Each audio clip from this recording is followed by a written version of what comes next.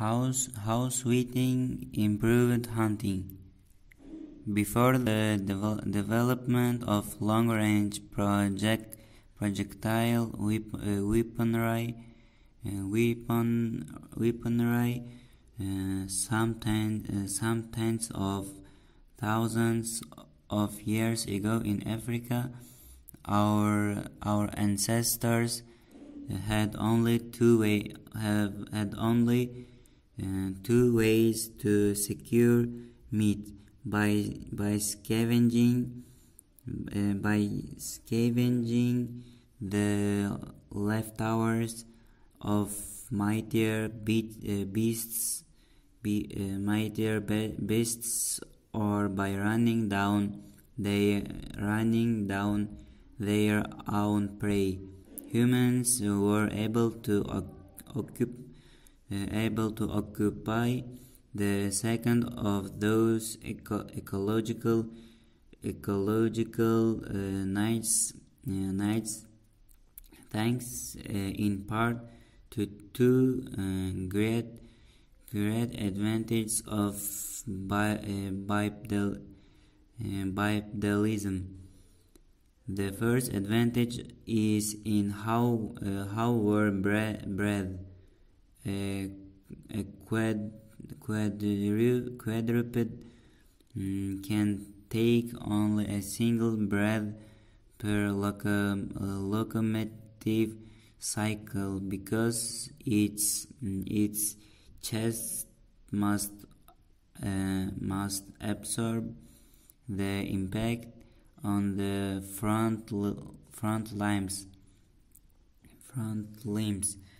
We, however, can choose other ratios, and that lets us use energy more flexibly.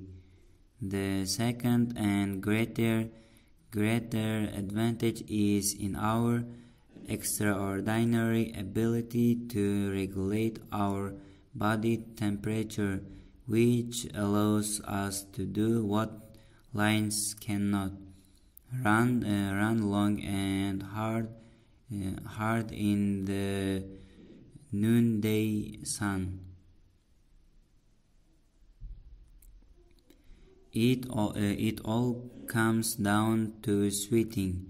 The two large animals we have mainly used for transport perspire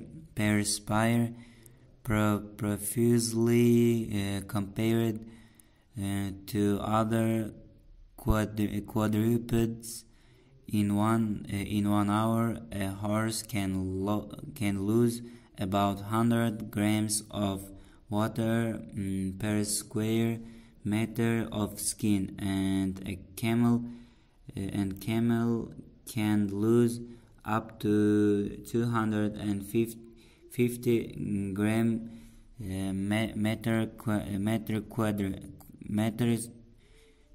meter square. However, a human being can easily shed 500 gram meter square, enough to remove between 550 and 600 watts worth of heat. Peak hourly sweating rates can surpass 2 kilograms per square meter, and the highest reported short-term sweating rate is twice that high. We are the superstars of sweating, and we need to be. And an amateur running the marathon at a slow pace will consume energy at a rate of 700-800 watts, and an experienced marathoner who covers the 42 and 2 to 10 kilometers in 2.5 hours will metabolize at a rate of about 1300 watts. And we have another advantage: when we lose water, we don't have to make up the deficit instantly. Humans can tolerate considerable temporary dehydration, providing that we rehydrate in a day or so. In fact, the best marathon runners drink only about 200 milliliters per hour during a race. Together, these advantages allowed our ancestors to become unrivaled as a diurnal high temperature predator. They could not outsprint an antelope, of course, but during a hot day they could dug its heels until it finally collapsed exhausted. Documented cases of such long distance chases come from 3 continents and include some of the fleetest quadrupeds. In North America, the Tarahumara of northwestern Mexico could outrun deer. Further north, Paiutes and Navajos could exhaust pronghorns. In South Africa, Kalahari Becerra ran down a variety of antelopes, and even while the beasts and zebras during the dry season. In Australia, some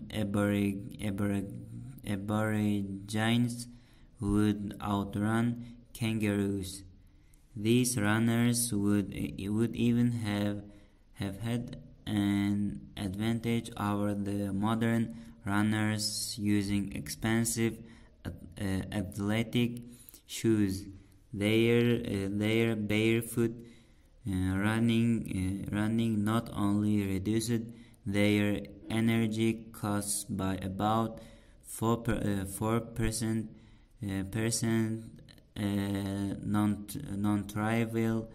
non-trivial advantage on long runs. It also exhausted them to fewer acute ankle and lower leg injuries.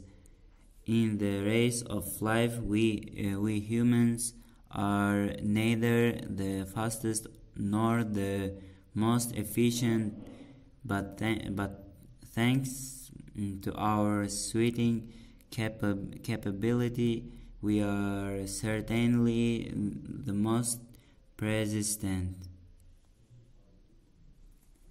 How many people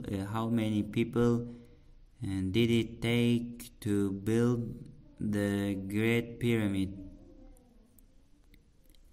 Given the time elapsed since the completion, of Khufu's Great Pyramid, nearly 4,600 years.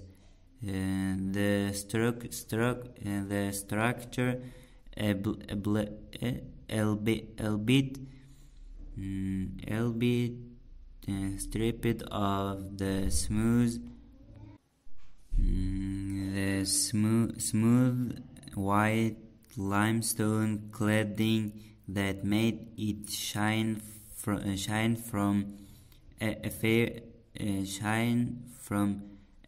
afar, stands remarkable intact, and hence there is no argument about its exact shape.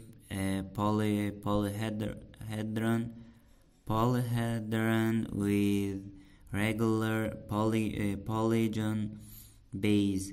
Its original height 146 and 6 to 10 meters, including the lost pyramidion or capstone, and volume about 2 and 6 to 10 million cubic meters. However, we may never know how it was built, because every common explanation is problematic. A single wrong ramp would have required an enormous amount of material to construct, and moving stones up shorter wraparound ramps would have been too tricky, as would lifting and jacking up more than 2 million stones into position. But just because we do not know how it was erected does not mean that we cannot say with some confidence how many people were required to build it. We must start with the time constraint of 2 decades, the length of Khufu's region. He died around 2530 BCE. Herodotus, writing more than 21 centuries after the pyramids' completion, was told during his visit to Egypt that labor gangs totaling 100,000 men at a time worked in 3 month spells to finish the structure. In 1974, Kurt Mendelssohn, a German-born British physicist, put the labor force at 70,000 seasonal workers and up to 10,000 permanent masons. But these are large overestimate pyramids, and we can come close to the real number by resorting to incessable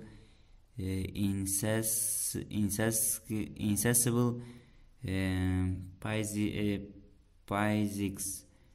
The Great Pyramid's potential energy, what is required to lift the mass above ground level, is about 4 to 10 trillion joules. Calculating this is fairly easy. It is simply the product of the acceleration due to gravity, the pyramid's mass, and its center of mass, a quarter of its height. Though the mass cannot be pinpointed because it depends on the specific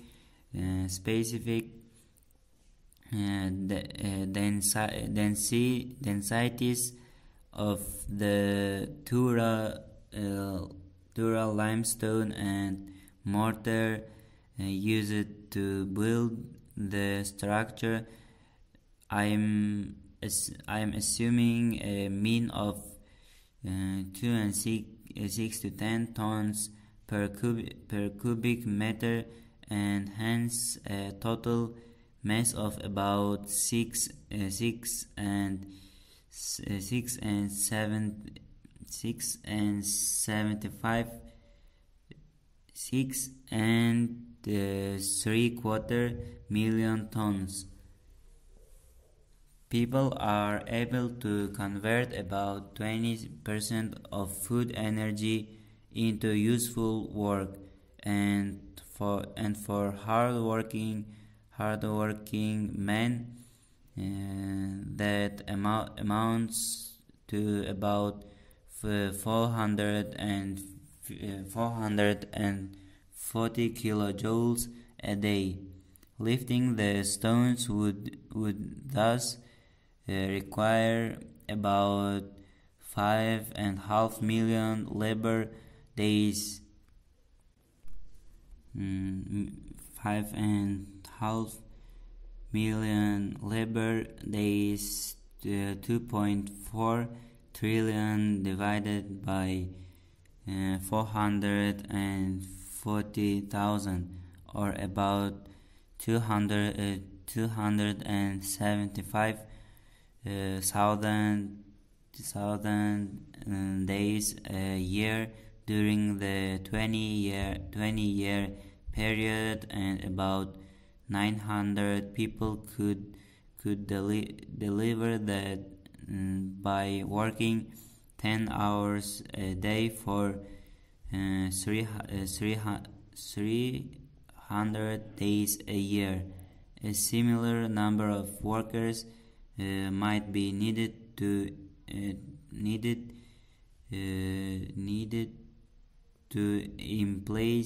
emplace the stones in the rising structure, and then smooth the cladding blocks. In contrast, many interior blocks were just through cut, and in order to cut 2.6 million cubic meters of stone in 20 years, the project would have required about 1,500 quarrymen working 300 days per year. 300 days per year, and producing 0.25 cubic meters of stone per capita by using copper chisels and dolerite metals. The grand total of the construction labor would then be some 3,300 workers. Even if we were to double that in order to account for designers or organizers and overseers and for the labor needed for transport, repair of tools, the building and maintaining of on-site housing and cooking and clothes washing. The total would be still fewer than 7,000 workers. During the time of the pyramids construction, the total population of Egypt was 1.6 million people, and hence the deployed force of less than 10,000 would not have amounted to any extraordinary imposition on the country's economy. The challenge would have been to organize the labor to plan an uninterrupted supply of building stones, including the granite, for internal structures, particularly the central chamber and the massive corbelled grand gallery that had to be delivered by boats from southern Egypt, some 800 kilometers from Giza, and to provide housing, clothing, and food for labor gangs on site. In the 1990s, archaeologists uncovered a cemetery for workers, as well as the foundations for a settlement used to house the builders of the two later pyramids at Giza, indicating that no more than 20,000 people lived at the site. The rapid sequence of building two additional pyramids for Khafre Khufu's son, starting in 2520 BCE, and more Menkaure starting in 2490 BCE, is the best testimony to the fact that pyramid building had been mastered to such a degree that the erection of those massive structures became just another set of construction projects for the old kingdom's designers, managers, and workers. Why unemployment figures do not tell the whole story. Many economic statistics are notoriously unreliable, and the season often has to do with what is included in the measurement and what is left out. Gross domestic product offers a good example of a measure that leaves out key environmental externalities such as air and water pollution, soil erosion,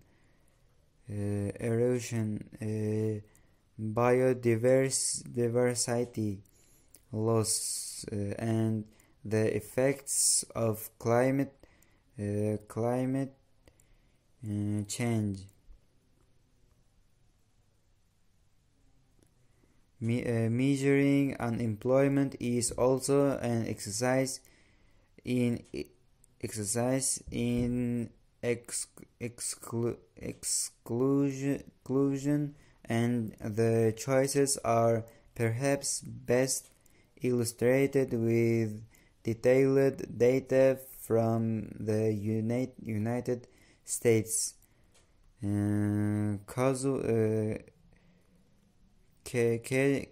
Casual consumers of U.S. economic news will be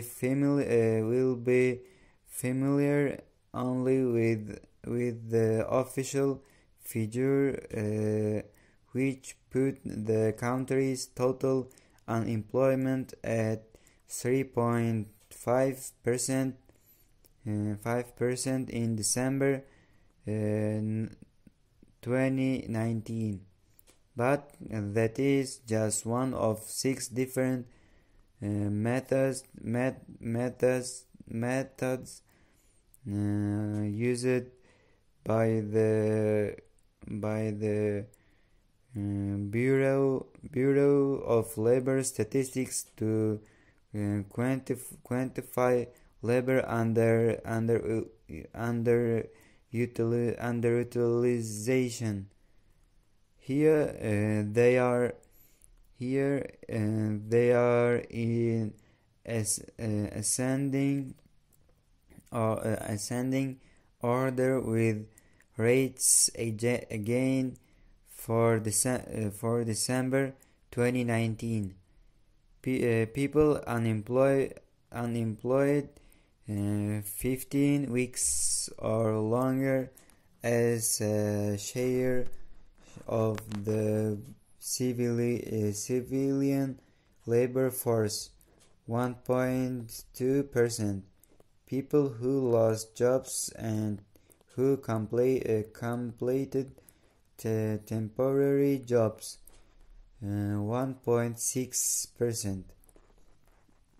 Total unemployment as a share of the civilian labor force, the official rate 3.5%. Total unemployed plus discouraged workers, those no longer looking for a job, as a share of the civilian labor force, and discouraged workers, 3.7%. And the previous category enlarged by all people only marginally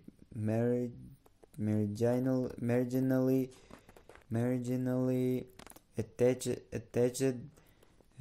doing temporary or uh, occasional work to the labor force, 4.2%. And finally the last category, plus those who work only part-time for economic reason, that is, they would prefer to work full-time, 6.7%. These six measures present quite a spread of values. The official unemployment rate U3 was only about half of the most encompassing rate U6, which was more than 5 times as high as the narrowest measure U1.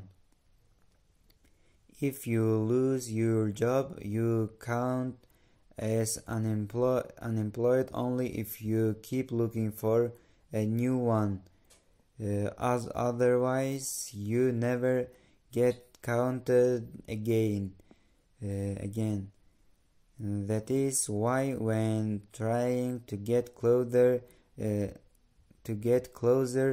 to the real unemployment rate, you must look at the labor force participation rate, the number of people available for work as a percentage of the total population, which has recently been in decline. In 1950, the U.S. rate was only about 59%, and after mostly rising for half a century, it peaked at 67.3% during the spring of 2000. The subsequent decline brought it to 62.5% by the half of 20 by the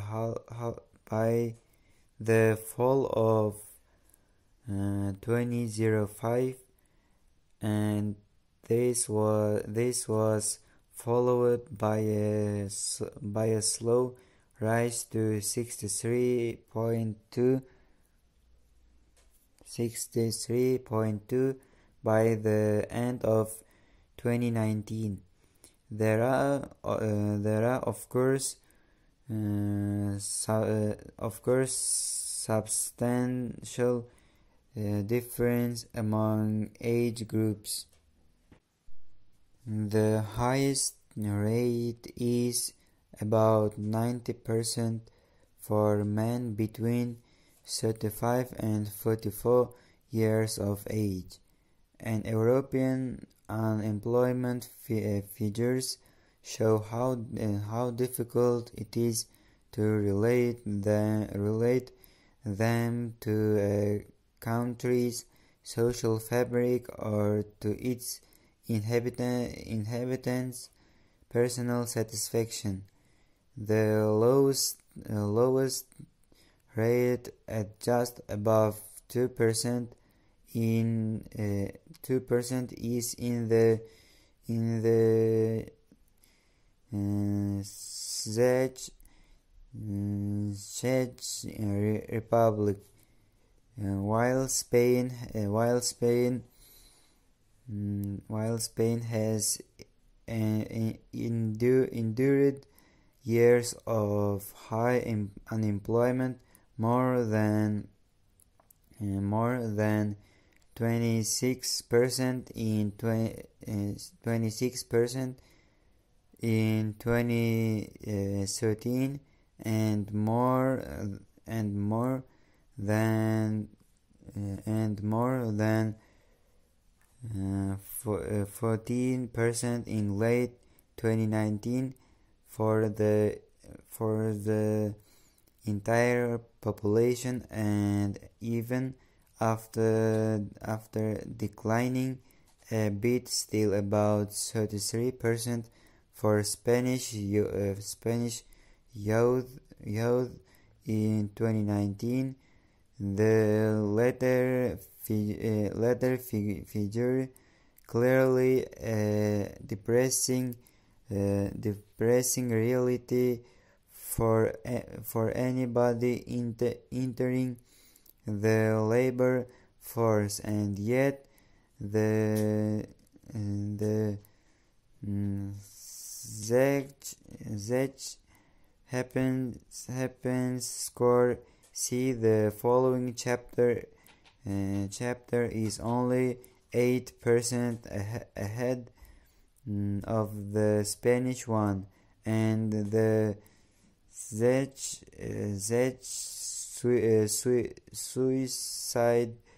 suicide rate is at just our 8 per 100,000, three times as high as in Spain. True, robberies are more common in Barcelona than in Prague,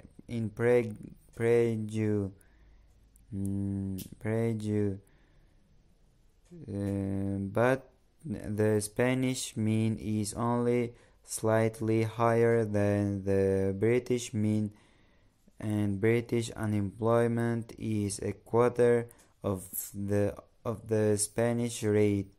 Obviously, complex realities of unemployment can never be caught by aggregate number. Many people who have been formerly unemployed have coped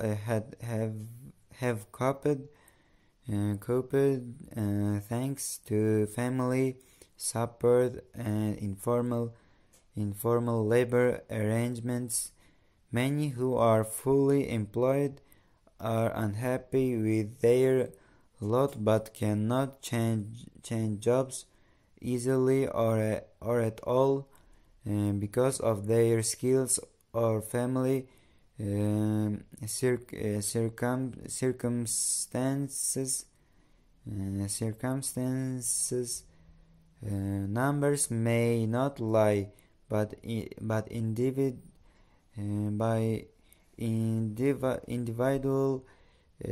perceptions of them differ. What makes people happy? To answer that question, it would be very helpful to know which societies actually consider themselves significantly happier than others, and since 2012 this is as easy as consulting the latest edition of the World Happiness Report, now published annually in New York by the United Nations Sustainable Development Solutions Network. In 2019, summing up data and surveys from 2016-18, Finland was the world's happiest country for the second time in a row, followed by Denmark, Norway, and Iceland. The Netherlands and Switzerland came just ahead of Sweden, which means that the Nordic nations took 5 of the top 7 spots. The top 10 were rounded out by New Zealand, Canada, and Austria. The second group of 10 started with Australia and ended with the Czech Republic. The UK was number 15, Germany number 17, and the US squeezed in at number 19. This is what gets reported in the media, admiring the ever-happy Nordics and pointing out how America's badly distributed reach cannot buy happiness. What rarely gets reported is what actually goes into constructing these national scores: GDP, per capita, social support, determined by asking if when in trouble people have relatives or friends to count on. Healthy life expectancy, taken from the World Health Organization's assessment of 100 different health factors. Freedom to make life choices, scored by answering the question: are you satisfied or dissatisfied with your freedom to choose what you do with your life? Generosity. Have you donated money to a charity in the past month? And perceptions of corruption throughout the government and within business.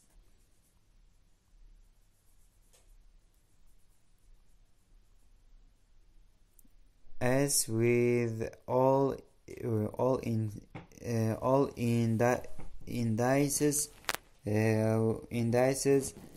this one contains a mix of components, including a notoriously questionable indicator, national GDP converted to US dollars, answers that cannot be easily compared. US dollars, answers that cannot be easily compared across cultures. Perception of freedom to choose, and scores based on objective and revealing variables. healthy life expectancy. This melange alone indicates that there should be a great deal of skepticism regarding any precise ranking, and this feeling is mightily reinforced when one looks closely at what never gets reported in the media. The actual country scores accurate to the third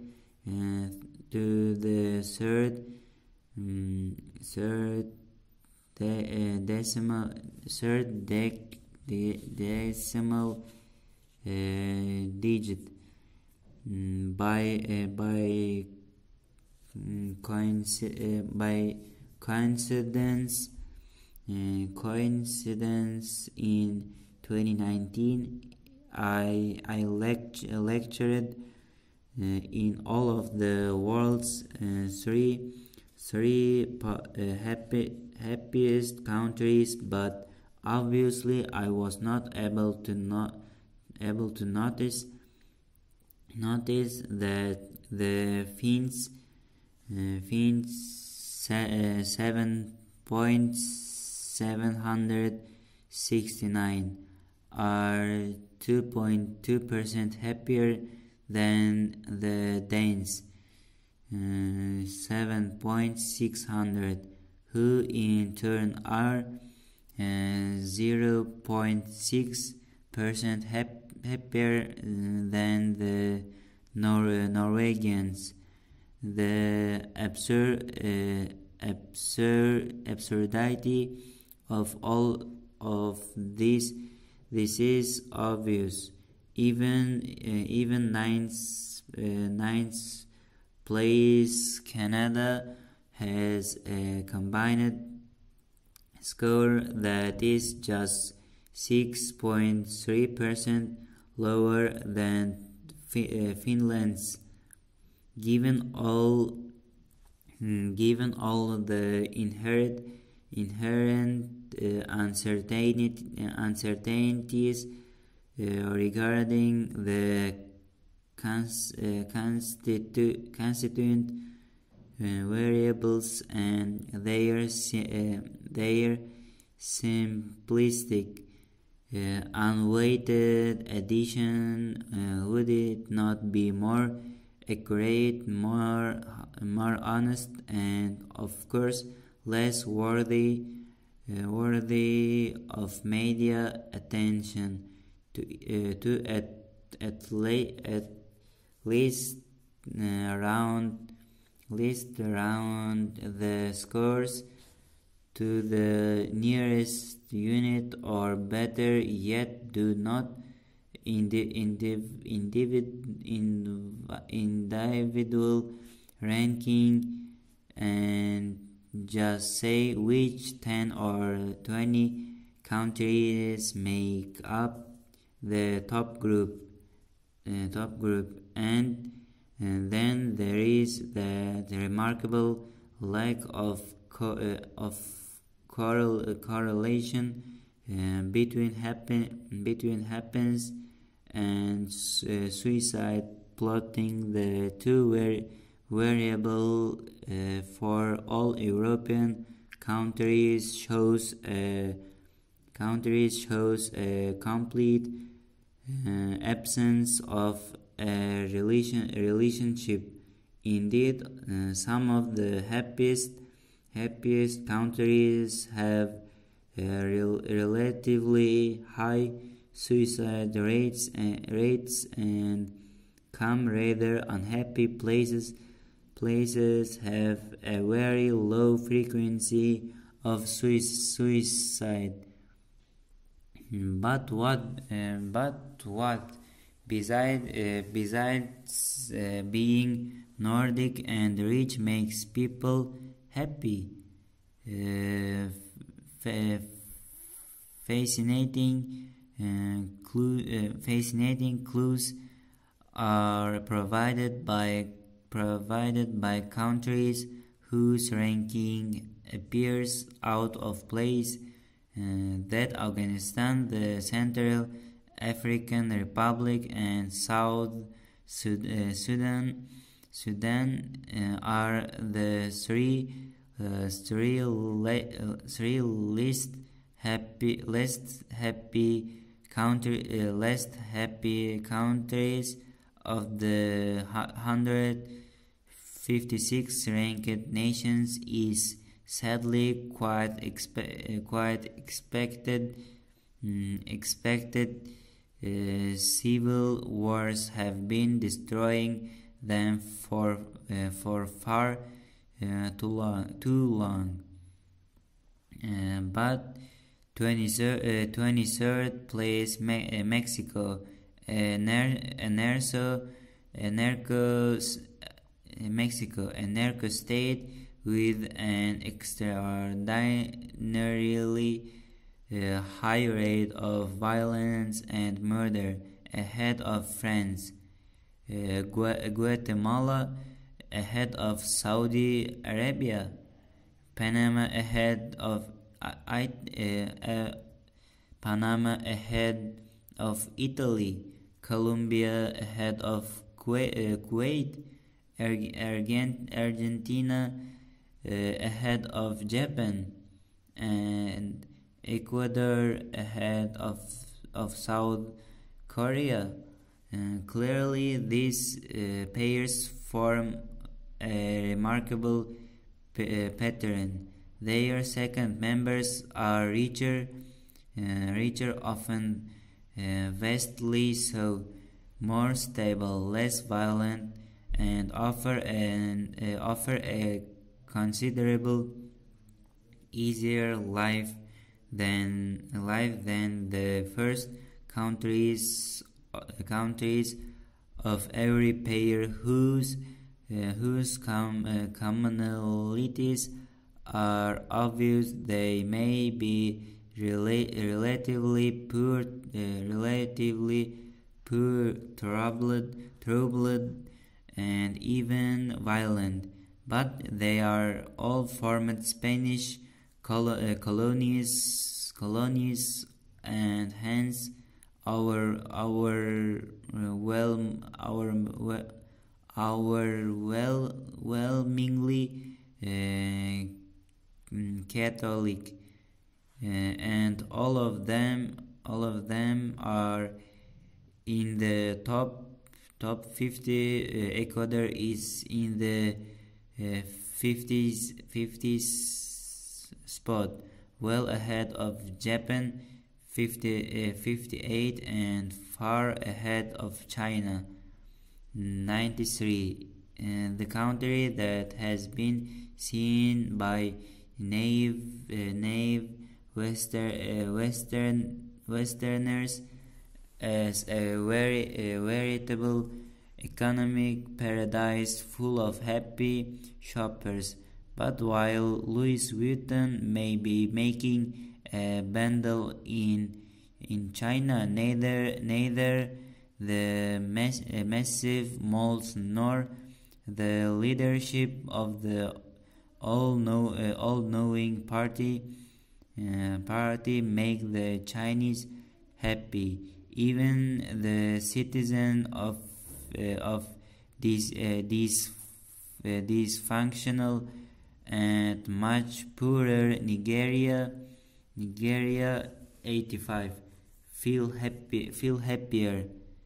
The lessons are clear. If you cannot fit into the top 10, not being Nordic, Dutch, Swiss, Kiwi, or Canadian, convert to Catholicism, and start learning Castellano, buena suerte con eso. The rise of megacities.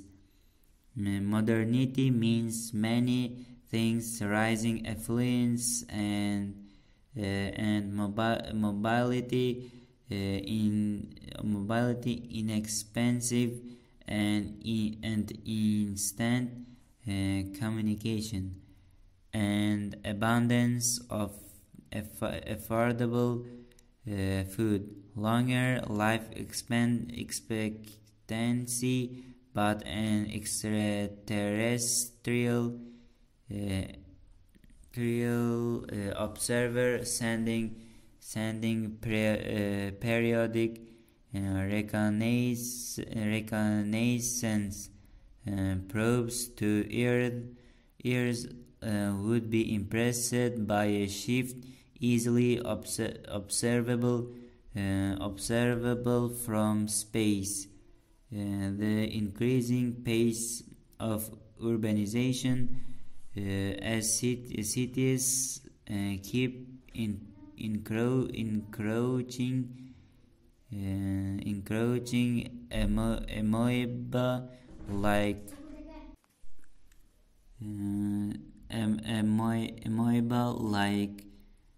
on the surrounding countryside, creating massive blobs of intense light throughout the night.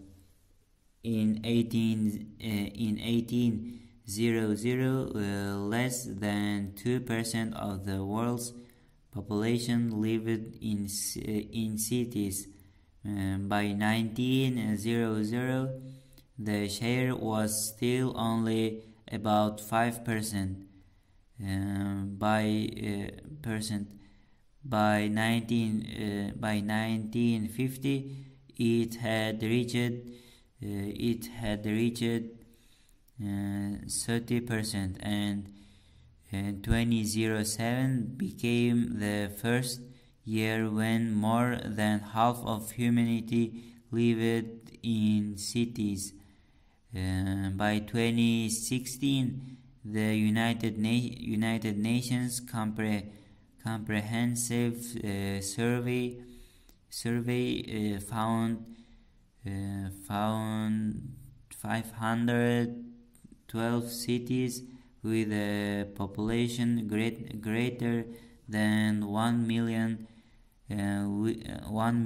with 45 of them larger than 5 million and 31 surpassing 10 million. This largest group has a special name: megacities. This continued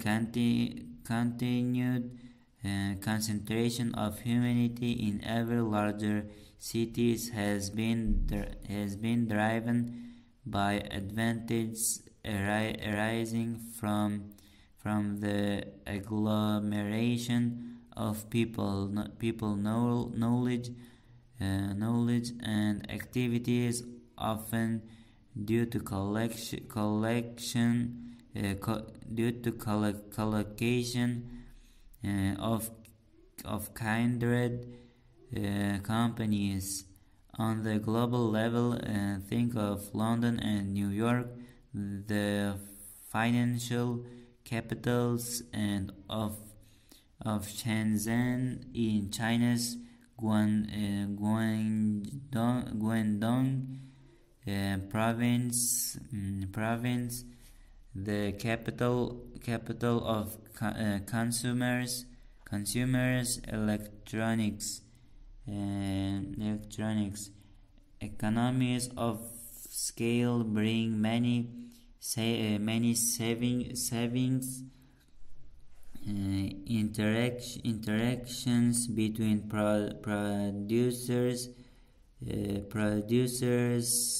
suppliers, and consumers are easier to handle businesses have access to large pools or to large pools large pools of labor and diverse expertise, and despite their crowding and environmental problems, the quality of life in large cities attracts talent now often from all over the world. Cities are places of countless synergies and investment opportunities, and they offer superior educations and rewarding careers. This is why many smaller cities, much like the surrounding countryside, are losing population, but mega cities keep growing. Ranking them by size is not straight forward, because assorted administrative boundaries yield different numbers than when the megacities are considered as functional units. Tokyo, the world's largest megacity, has 8 different jurisdictional or statistical definitions for the 23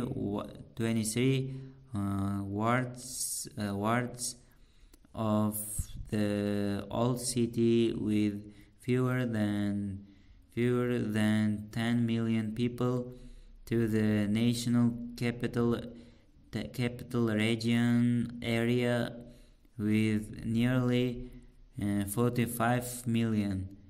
The one used by the city administration is Tokyo Major Metropolitan Region, Tokyo Daitoshi-ken, which is defined by commuting access within 70 kilometers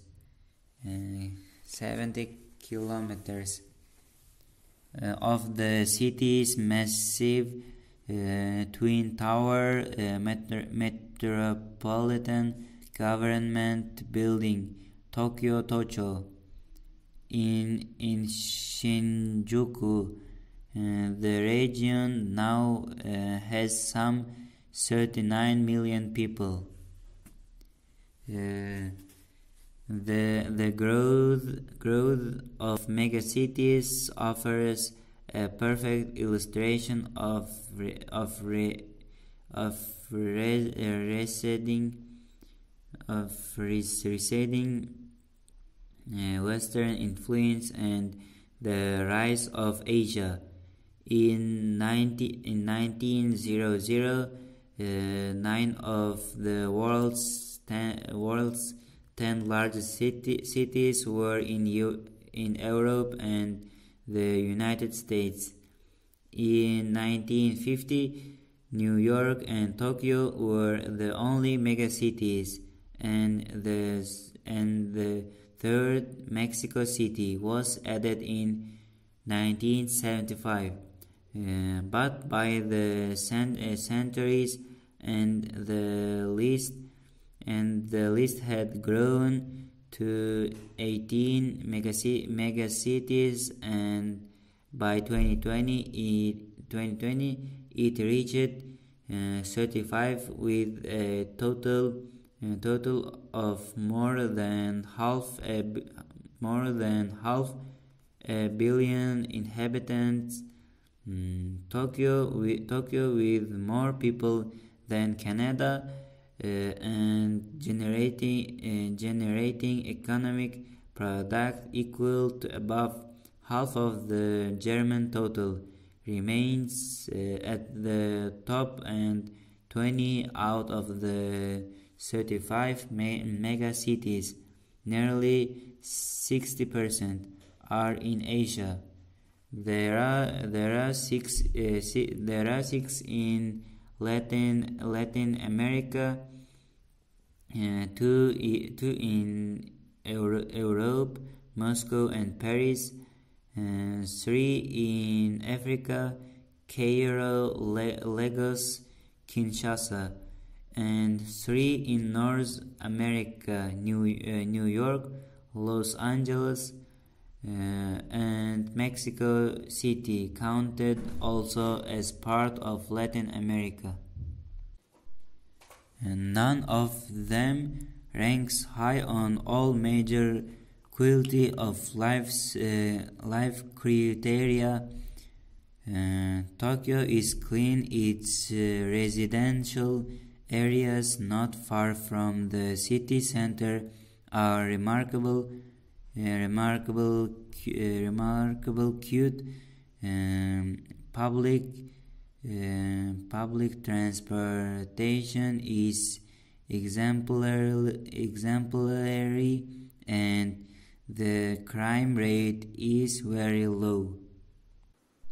But housing is cramped, and daily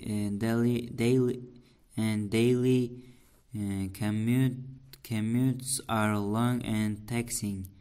Chinese megacities are built by migrants from rural areas who until recently were denied the right to live there, have become displays of new architecture and shiny public projects, but they have poor air and water quality, and their inhabitants are now incessantly monitored for the slightest social infractions. In contrast, few rules prevail in African megacities, and Lagos and Kinshasa are the very embodiments of disorganization, schooler and environmental decay. But all that makes little difference. Each megacity, no matter if it is Tokyo, with the largest number of starred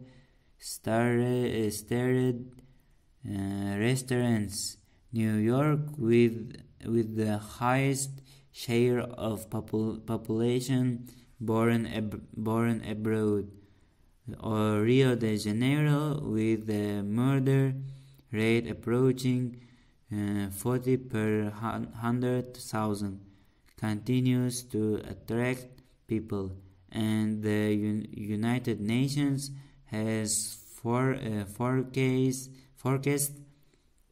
the emergence of 10 additional megacities by 2030, 6 in Asia, including India's Ahmedabad and Hyderabad, 3 in Africa, Johannesburg, Dar es Salaam, Luanda, and Colombia's Bogota.